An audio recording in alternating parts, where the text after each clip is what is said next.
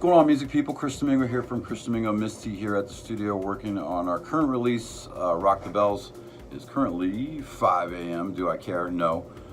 We recently announced that we were going to launch a series called The Lost Art, which is basically, people have questions for us about how we do things analog and how we incorporate the digital, how we design certain sounds, and I think it's very important to have this information out there for the public, especially for new engineers, new producers that are trying to get in the scene, because there's a lot of misconception with the laptop era and stuff like that. So we're just going to try and release tidbits of our sessions, and hopefully that you guys will enjoy that and get something out of it. As I said, today we're currently just about to finish Rock the Bells dub version. So I'm actually going to go through what basically constructing sounds analog and how I'm melting those together with the oscillators, different types of oscillators, and how I'm getting a feel for that. And this is something you can't get out of a plugin. You can try all day. You guys can lie to yourselves all day, but it ain't gonna happen. There's no harmonics, okay? On this particular session, I'm using the Moog Sub 37 with the Nord lead, original Nord lead, and actually this is the one that I toured with for 10 years. And I'm also going to be using the JP 8000, believe it or not. It's funny, we're talking about this the other day, me and Misty, that the JP 8000 was kind of one of the overlooked keyboards at the time, because it was right when digital was really coming out, and people just kind of went to the wayside. But as Misty always does, as she is a great engineer, I don't know if everyone knows that, but she's amazing, or I wouldn't be working with her. She did some research on the engine, and it's basically a Jupiter. So if you can sit there and program it. So today I'm going to kind of construct how I do these lines for this particular track. I'll actually play the track for you so you can kind of hear it and how the layers kind of coordinate. Again, a Chris Domingo Miss T track usually takes probably about 2 months. Our longest is 4 months, depending on how many releases we actually want to do with it. Like 80s versions or whatever. What I want to stress in this series is that if you are doing electronic music, or you're getting into any type of electronic music, that a preset is there for you to gauge the sound and what that can do for you. But we literally tailor every sound from scratch, every hi-hat, every clap, every bass line, every little tick, every little womp and little subtones. Those are all designed from the beginning. And what that does is it really makes your mixing a lot easier in the end. Matter of fact, our final mix downs are usually maybe 2 hours. Obviously, you're still running the Midas. I know I get a lot of funny comments about this from engineers. Why do you have a live console? Shut the hell up. Number one, this thing is our sound. It's got a defined EQ. We do all our notching digitally, but we come back analog, and then we run all of our effects through a lot of the old school effects tracks. Matter of fact, I'll kind of guide you through some of the effects tracks that we do have that we are using. Kind of don't like to give them away because they're super cheap now, but I mean, we got to give this knowledge out, and hopefully you guys will enjoy it. So this is part 1 of the lost art of recording, and this is Chris Domingo Miss T. Enjoy the video. Hey guys, welcome to part 2 of bassline construction and layering. We were just talking about the Midas, so I figured I'd just give you a quick little view of it. The main reasons why we're using it is I love the aux syn section. I do mix a little bit differently than most people. I like all my aux syns up on the board, available to mix, pan, do monos, anything like that. The master section is great too for controlling all of my outboard effects. I use very minimal VST effects, and a lot of people, with the laptop era, have gone crazy with this. Absolutely crazy. I think the last track we did for emergent music, I think I did 2 outboard reverbs, 1 delay, and then I think maybe 1 or 2 reverbs on the tracks. Again, I don't go crazy with it. The less you have to fight. It's supposed to be simple, guys. You know what I mean? Don't go crazy. You don't have 5,000, effects on one track. It's just going to make it more difficult and fight for you to, if you don't have the source sound right the first time, you shouldn't even be bothering even mixing it at that point. You should go back and redo the sound. So I'm going to give you an overview of some of my stuff, just so you can get an idea of kind of what we're going to do. We are going to layer 3 different bass lines. I have a couple little tricks I do with the Rev 5. I know all you old school cats out there are going, yeah, the Rev 5 was pretty much a standard. If you had a Rev 5 in the studio back then, you were the shit. I mean, that was just awesome. I am going to give away a couple of my secrets right now.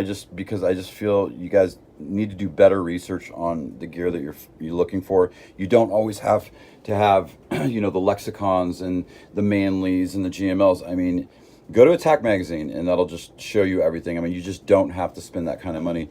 I mean, this is me and Misty's all-time fave, SRV 330 dimensional space reverb. This thing is absolutely phenomenal. I think we paid $80 for it, and we want like 10 of them. I mean, it's just ridiculous. We also coupled that with the SDE 330 delay.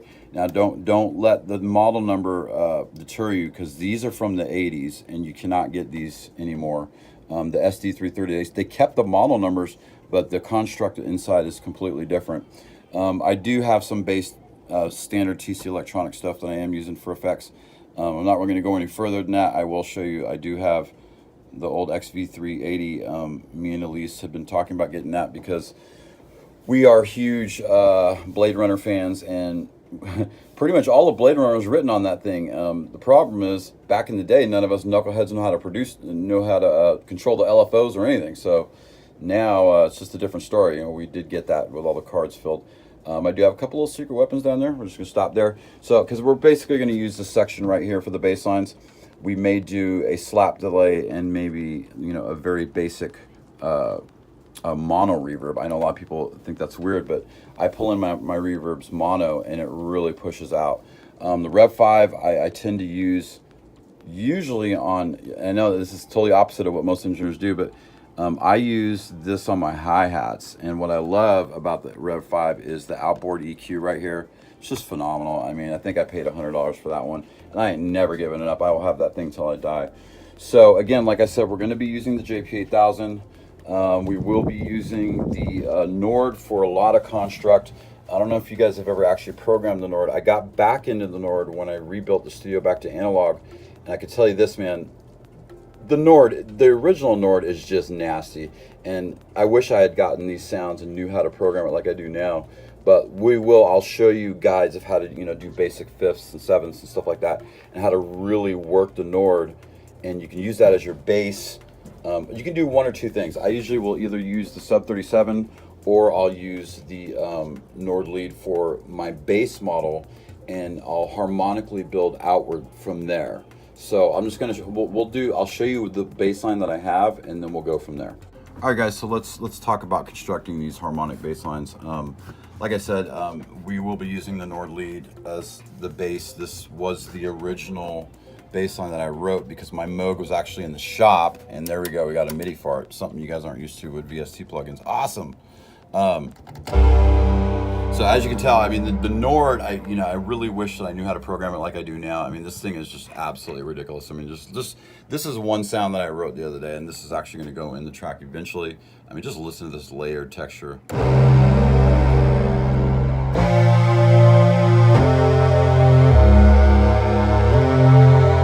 mean, you just can't get that bite. The Nord, we've always called it a very aggressive keyboard. Obviously, the Moogs are very smooth and buttery, but the filter is just nasty. I mean, just listen to this. I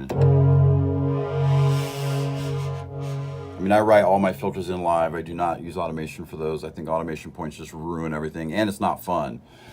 So here is my original. Okay, take a listen to this. Okay, it was very, very basic. So it did have a nice little tone on the bottom. So what I did from there was I laid in the second harmonic, and it sounded like this. I'll solo it first.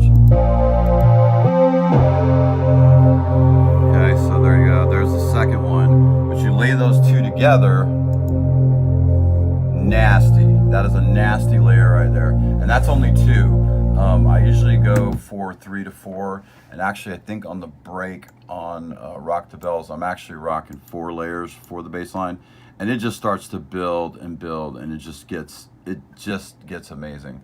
One of the things with the Nord that I love is obviously the dual oscillators, but it's just real easy to pop yourself right out of the tuning. And then a lot of people, like I said, preset wise, they don't even tune the tuning. They'll just do basic cutoff and resonance.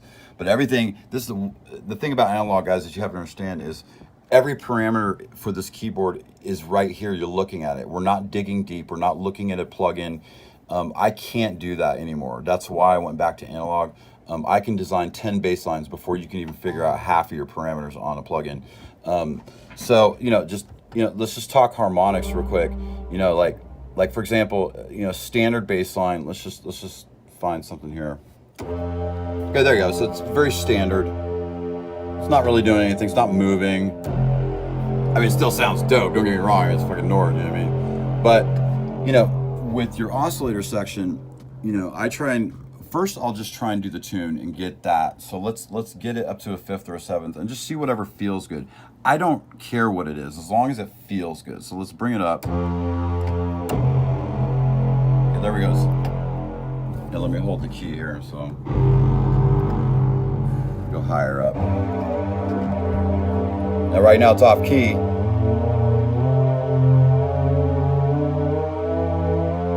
Now there's one I would use, nice and, but it's not moving enough for me. It doesn't have enough. So it's a couple things you can do. You can toggle your oscillators, you know what I mean? Just see what that does. You can split them up, see what that does. And you notice that just went off key, so I'm gonna retune it again. Let's go ahead and.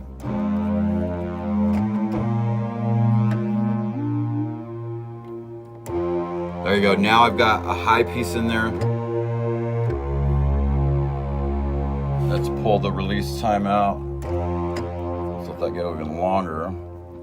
Now, one thing I love about the Nord is the filter section. Listen to that. Nasty. Nice. That's actually really cool. I'm probably gonna save that. Listen to that. Oh, I got a stuck note there. Hey. Now listen to the filter section once I do this. With a tone like this, you can also add your velocity and keyboard weighting right here. So I actually want to keep it open, so I'm going to keep it open like that. I mean, just listen to that. You come down. I mean, the possibilities are endless. And what I usually do is, like I said, I'll start with that one layer and I'll basically just build from there. I usually try and build the upper harmonic first and the lower harmonic, and then usually what I do, and Misty calls me out on this all the time, but it always sounds amazing, I slip the sub 37 in right under the bottom, and that 4 layer is the powerhouse, guys, just letting you know. I'm going to show you the bass line slapped together real quick. All right, guys, this first part for the bassline layer is kind of getting long at 13 minutes. This will be part 1. I am going to upload part 2 probably in the early afternoon today. So there'll be 2 13-minute videos for the first edition of Chris Domingo and Miss T on the lost art of recording. Stop by often, leave some comments. If you guys have some questions for us, feel free to comment. We'll always post our tracks and new record release updates on the site, as well as the YouTube channel and the Venmo channel. You guys take care. Have a good night. Hope you learned something. Have a good night.